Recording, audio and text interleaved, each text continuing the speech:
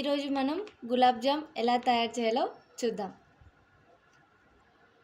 ఇప్పుడు నేను ఒక ప్యాకెట్ తీసుకుంటున్నాను. ఇప్పుడు నేను పిండిని పాలతో కలుపుకుంటున్నాను.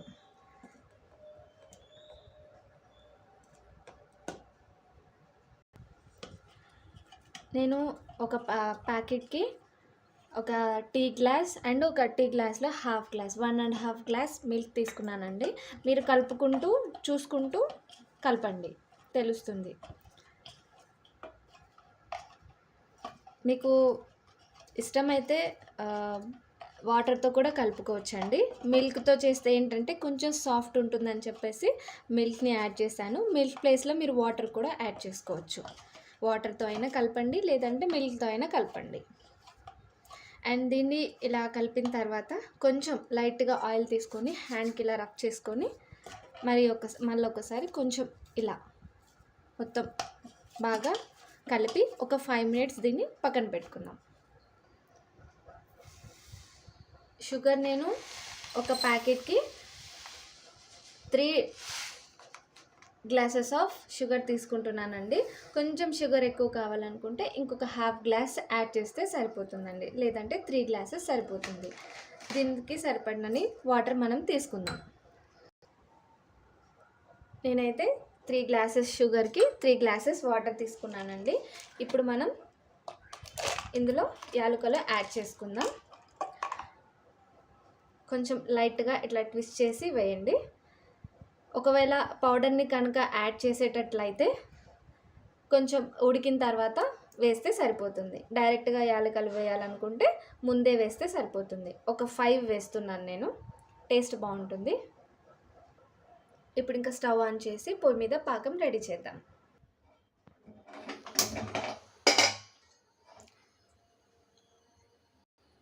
మూత పెట్టేస్తున్నాను. ఇప్పుడు మనం మీడియం ఫ్లేమ్లో ఒక 5 to 10 మినిట్స్ చక్కెర మధ్య మధ్యలో చూస్తూ కలుపుతూ ఒక 5 to 10 మినిట్స్ ఉంటే పాకం వచ్చేంత వరకు చూసి మనం ఆఫ్ చేయొచ్చు. చక్కెరని ఇలా కలుపుతూ ఉండాలండి. మనకి ఇక్కడ చక్కెర మొత్తం కరిగిపోయింది. సో ఇలా చక్కెర కరిగిన తర్వాత చక్కెర మొత్తం కరిగిపోయిందండి. ఇప్పుడు మనం ఒక 1/2 టేబుల్ స్పూన్ నిమ్మరసాన్ని ఇందులో కలుపుకుందాం. ఇదేంటంటే చిన్న చిట్కా అండి.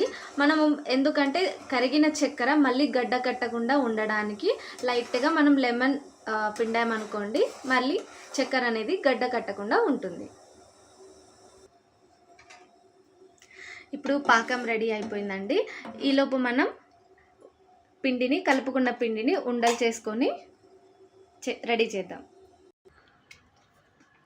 ఇప్పుడు ఈ పిండిని మనం చిన్న చిన్న ఉండలుగా చేసుకుందాం. ఇందులో కూడా మనకి ఒక చిన్న చిట్కా అండి. మనం ఇలా ఉండ తీసుకున్న తర్వాత గట్టిగా మనం ఇలా ట్విస్ట్ చేసామనుకోండి, ఇలా గట్టిగా నొక్కుంటే మనకేంటి అంటే పిండి సాఫ్ట్గా ఉంటుంది అండ్ మనకి పైన క్రాక్స్ అనేది రాదనమాట.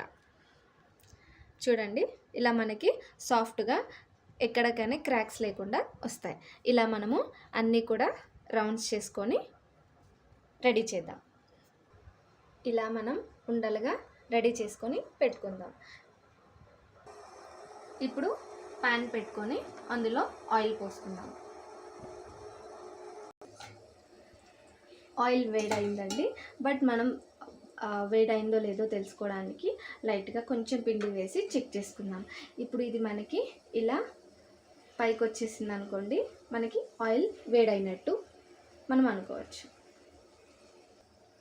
ఎప్పుడు కూడా మనం ఇక్కడ ఆయిల్ వేడైన తర్వాత మనం ఇవి వేసే ముందు స్టవ్ని సిమ్లో కానీ హైలో కానీ పెట్టకూడదు. ఎందుకంటే ఇలా చేస్తేనే మనకి కరెక్ట్ కలర్ అనేది వస్తుంది. సో మనం ఇప్పుడు చేసుకున్న గులాబ్ జామున్ని అందులో వేసి తిద్దాం.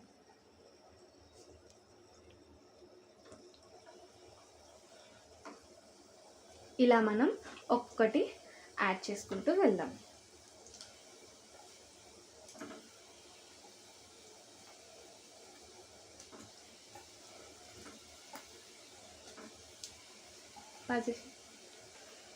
ఇలా మనం కలుపుతూ లైట్గా కలపండి. మళ్ళీ ఎక్కువగా కలిపితే అది బ్రేక్ అయ్యే ఛాన్స్ ఉంటుంది.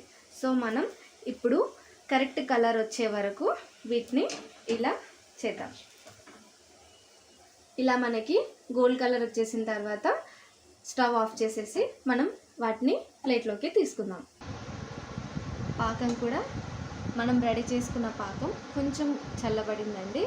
ఇక్కడ కూడా పాకం వేడిగా ఉన్నప్పుడు మనం వేయకూడదు, కొంచెం చల్లబడిన తర్వాతే ఇవనేది వేయాలి. ఇప్పుడు మనం రెడీ చేసుకున్న గులాబ్ జామున్ని పాకంలో వేసేసుకుందాం. ఇలా పాకంలో వేసేసుకొని ఒకసారి మనం ఇలా కలుపుకుంటే సరిపోతుందండి.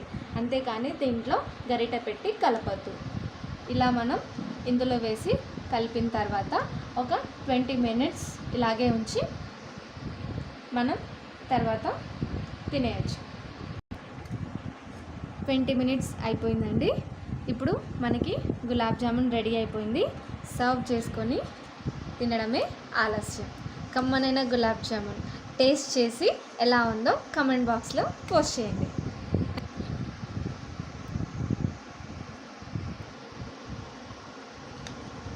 Thank you for watching. ఇలానే నా వీడియోలు చూస్తూ నన్ను సపోర్ట్ చేయండి. Thank you once again for watching.